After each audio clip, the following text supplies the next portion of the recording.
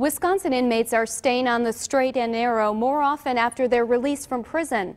That's according to a new report just released by the State Department of Corrections. Tonight we take a closer look at the statistics and what's behind the trend.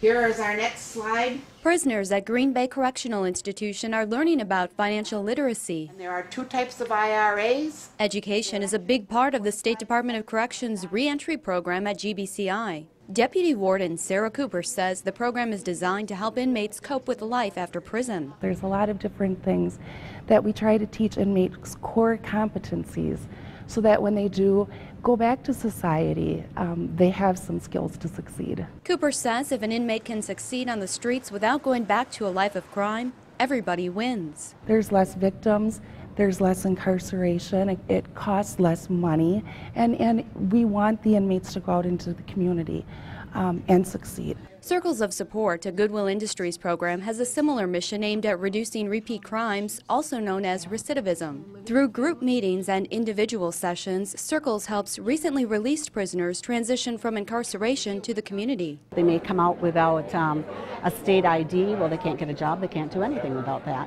So we'll drive them to the DMV and get that taken care of, and we'll just meet them where they're at. Director Ann Strauch says statistics show the program, which is funded in part by the Department of Corrections, is on the right track. I just figured out the statistics for 3/4 of the year, and we're at 98.5%, so 1.5% have been revoked and back in to prison, which is pretty good. Are the various reentry efforts in Wisconsin working? According to a Department of Corrections report, the answer is yes.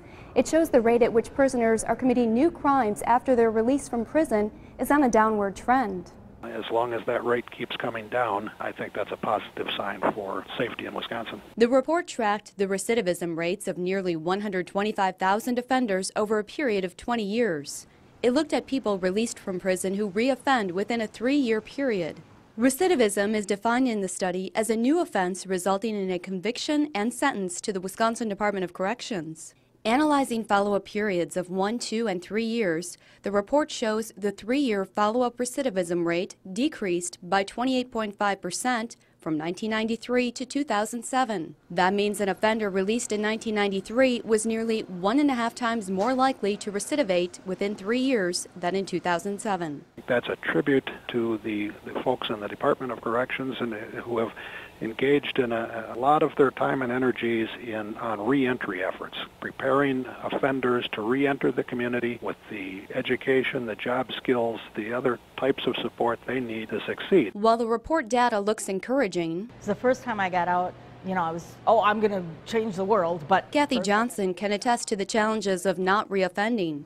In 2001, she was incarcerated for a year after her 5th drunken driving offense. Once she got out, things tended to deteriorate with time because I started to feel like I was not an ex-offender, that I was just like everybody else, and why can't I just do this and have a couple of drinks and, different things. Then, less than 3 years after Johnson was released, she was picked up and put back behind bars again for drunken driving. This time, she served 3 years. I didn't think I was going to get caught. I didn't think I was going to get caught. I think I was just going to breeze through it.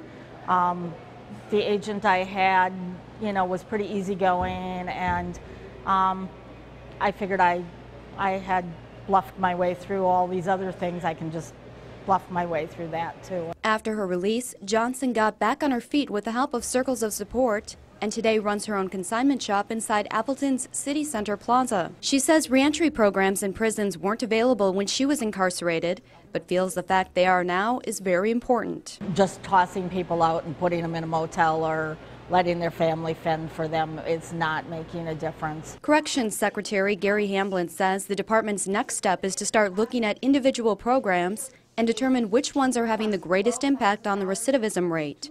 That's where resources will go. The challenge for us is to go back in now and say, was it the educational program that helped them succeed, or was it the job skills that they had, or was it the alcohol treatment that they received? Which one of those things helped them succeed? And so that's going to be the harder part, I think, to determine which programs are most successful.